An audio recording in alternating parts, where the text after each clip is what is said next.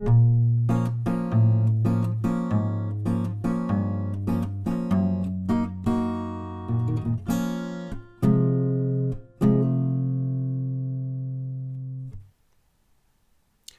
un ami que nous appellerons Georges. Et Georges, il a un souci, parce qu'il a un frère et une sœur, et il y a peu de choses qu'il redoute autant que les repas de famille. Il s'est aperçu depuis un bon moment déjà il y avait un différend irréconciliable entre deux.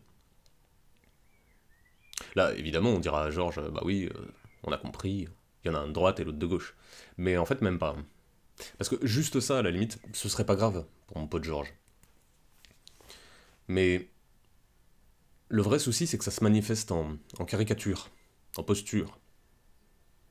Non en décision réfléchie ou contextuelle, mais en prêt-à-penser discursif, en manuel idéologique. Il sent bien que c'est plus une affaire de gauche et de droite, mais de gauchistes et de droitards. Et ouais, ça balance les gros mots.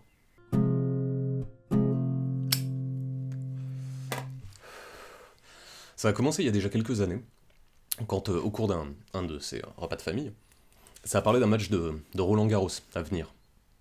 Nadal et Federer. Et il a commencé à se douter de quelque chose parce que son frère était subjugué par Nadal, alors que sa sœur était fascinée par Federer. Et quoi qu'ils en disent, avec Georges au milieu, en arbitre, sans chaise haute, rien ne devait ou ne semblait pouvoir les faire changer d'avis. Rien ne devait non plus justifier de leur appréciation. Et ce jour-là, il a ressenti, peut-être pour la première fois, plus seulement une réflexion, mais une posture. En fait, il a vécu ce jour-là la démonstration idéologique de son frère et de sa sœur, qui ne parlaient plus simplement par attrait sportif, stratégique, ou même ludique, mais bel et bien politique. Et ça s'était déjà produit des années plus tôt avec une course de Formule 1 ou un match de foot. Curieusement, et c'est ce qui lui a mis la puce à l'oreille, à chaque fois, le frère de Georges semblait soutenir le gagnant, et sa sœur, l'impétrant.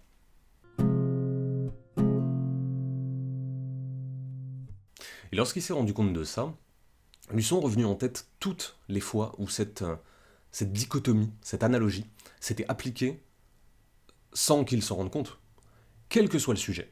Son frère se plaçait toujours du côté de celui qui était vu fort, et sa sœur de celui qui était vu faible. Et ça marchait à chaque fois.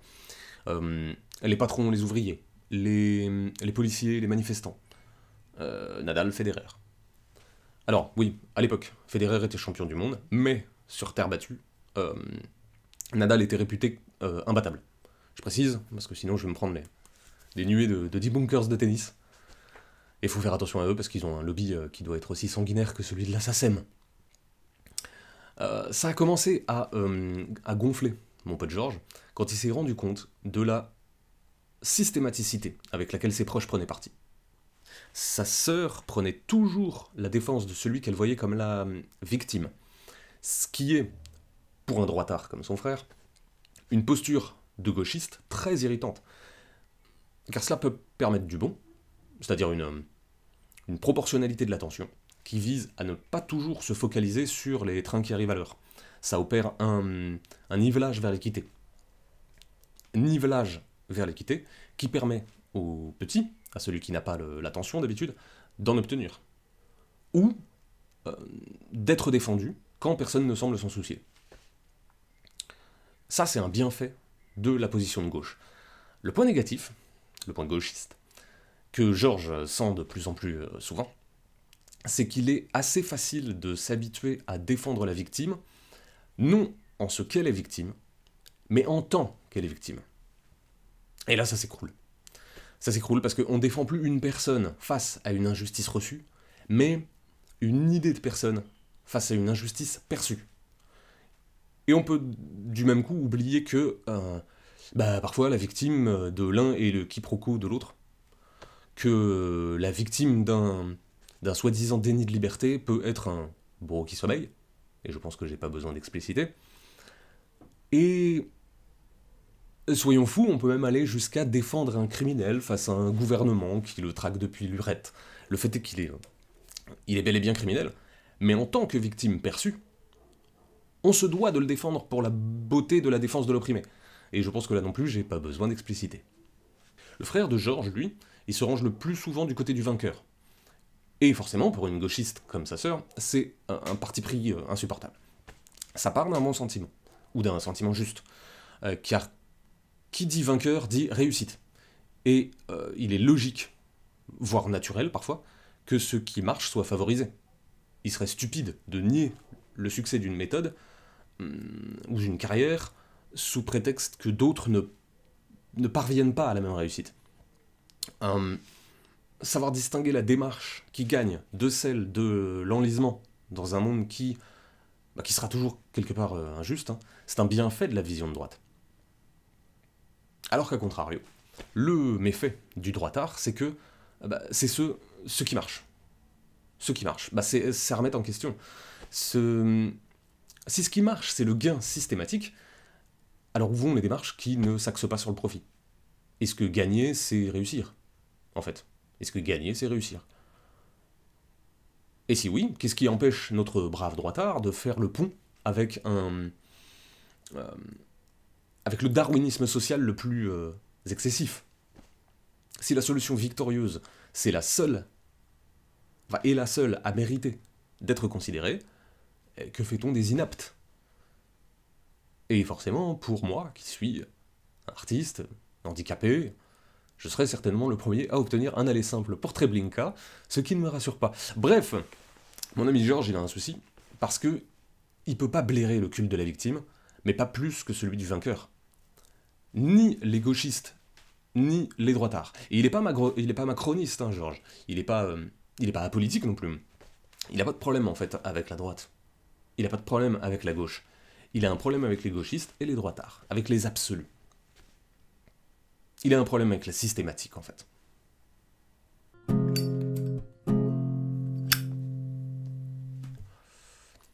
Mais mon pote, il s'est rendu compte d'autre chose. C'est qu'il existe un autre domaine dans lequel sa sœur et son frère seront toujours opposés. C'est celui de leur place, à tous les trois, dans la société. Car il a l'impression que malgré leur appartenance à la même famille, à la même ville, à la même classe sociale, ils ne vivaient pas de la même manière leur relation à l'autre. Ou aux autres, d'ailleurs. Et il s'en est rendu compte, non plus en parlant de tennis ce coup-ci, mais en reluquant la bouffe qu'il y avait sur la table de ce repas de famille. Ouais, le tennis, la bouffe, gros exemple. Hein. Il s'est rendu compte que sa sœur était une mayonnaise et que son frère était une salade composée. Alors, ne jugez pas tout de suite George, s'il vous plaît. C'est un être sain d'esprit. Du moins, il s'est beaucoup amélioré depuis ses 4 ordonnances d'éloignement. Pour son frère, le tout est réductible à la somme de ses parties. Il n'y a de groupe qu'agrégat d'individus distincts. Les exceptions à l'individualité sont des groupes normés. Mais pour lui, ce n'est qu'une représentation structurelle, qui porte peut-être un nom, mais qui en réalité n'est qu'un étendard, en dessous duquel des gens choisissent de se rassembler. Pour sa sœur, le tout, c'est plus que ça. Tous ces différents individus, une fois rassemblés, forment un intégrat, qui se retrouve immédiatement doté d'un supplément d'âme. Ils forment une nouvelle entité, constituée certes de chaque individu qu'ils composent, mais également d'une sorte de conscience collective, qui les rend plus que simplement eux-mêmes. En gros, et je lui ai dit d'ailleurs, je lui ai dit, George, t'es con, t'as juste réinventé l'analogie d'avec le salad bowl et le melting pot. Si je prends des tomates, du maïs et de la mozza, et que je les mélange ensemble, à la fin, j'aurai une salade composée. Mais ce sera toujours des tomates, du maïs et de la mozza. Je pourrais séparer les éléments les uns des autres. A contrario, si j'ai un œuf, de la moutarde et de l'huile, Et à condition, bien sûr, que je foire pas mon émulsion, j'obtiendrai de la mayonnaise. Mes ingrédients n'en seront plus dissociables, car je les aurai changés en autre chose. Pour le frère de Georges, la société c'est un grand saladier. Ce qui permet à la fois de ne pas se sentir écrasé par une injonction à être tous identiques, mais qui permet que difficilement de créer de l'intégrat. Car, et ça je l'ai déjà dit ailleurs d'ailleurs, come as you are. Certes, vous vous distinguez, mais vous compliquez du même élan toute possibilité de communion. De communion civile, hein, bien sûr. Voir les individus comme comme flottant en insularité, c'est se priver d'une certaine partie des analyses macro, en fait, qui, comme chacun sait, tentent d'expliquer ce genre de phénomène. Même si expliquer, c'est déjà un peu excusé. On s'en souvient tous. Pour sa sœur, la société, c'est une maillot. Et au vinaigre d'estragon, hein, parce que c'est meilleur et que c'est une femme de goût. Ce qui permet de reconnaître l'effort, non dans le simple effort que fait chaque individu à son labeur, mais l'effort de tout un intégrat, à un moment donné, afin de produire ce qu'une personne seule ne pourrait pas faire, même en 1000 ans. Et en même temps, c'est un avantage dû tous, qui demande une concession au chacun, de reconnaître l'inanité de certaines de ces singularités. Et également, cela permet, malheureusement, lorsque ces entreprises sont questionnables, de diluer la responsabilité de chacun dans le tous.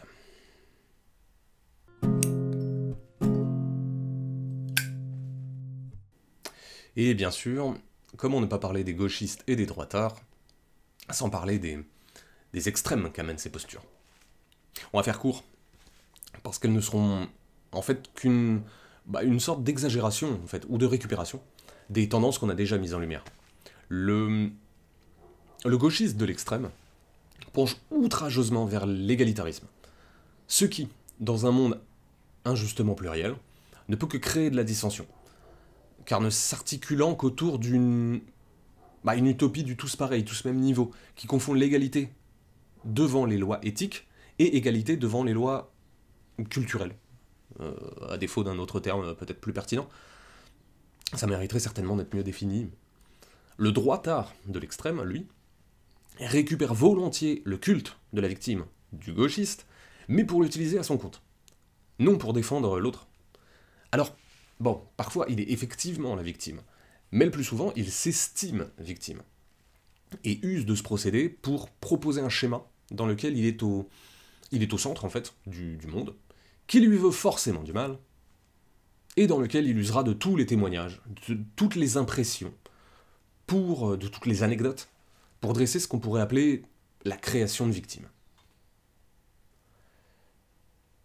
Précisons d'ailleurs que, n'étant plus des postures fondamentales du gauchiste ou du droitard, l'égalitarisme comme la création de victimes peuvent très vite changer de camp et être utilisés par des gens de tous bords, en fait. Précisément car ne faisant plus partie du logiciel habituel, elles ne paraissent pas immédiatement contredites par celui-ci. Même si elles ne sont pas cohérentes avec lui, mais l'incohérence n'étouffe pas la caricature, hein. Après tout, pourquoi pas.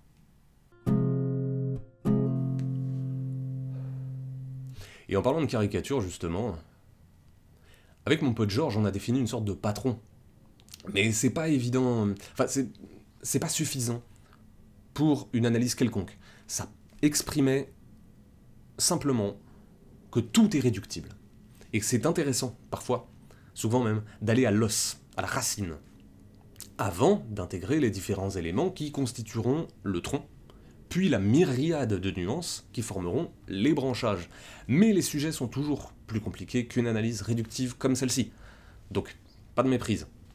C'est pas du simplisme, c'est un parti pris de réduction à l'élémentaire, qui permet ensuite d'apporter de la nuance. Mais pas de détails avant la base. En fait, et ça c'était ma conclusion à Georges, c'est qu'il est très difficile pour soi-même de distinguer la position de la posture. Et lui aussi, hein, d'une certaine manière, il en a une. On peut pas plus réciter la doxa de son bord que tomber dans le relativisme.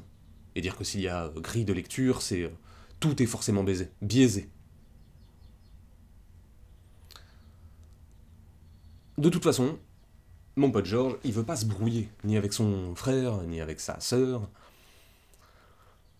Donc il est bien avancé. Hein. Maintenant qu'il a remarqué ça, il va probablement l'appliquer à toute ou partie des discussions du même ordre qu'il va entendre. Mais au final, à part s'attirer lire des deux côtés, et gagner le désert, bah il est pas plus avancé.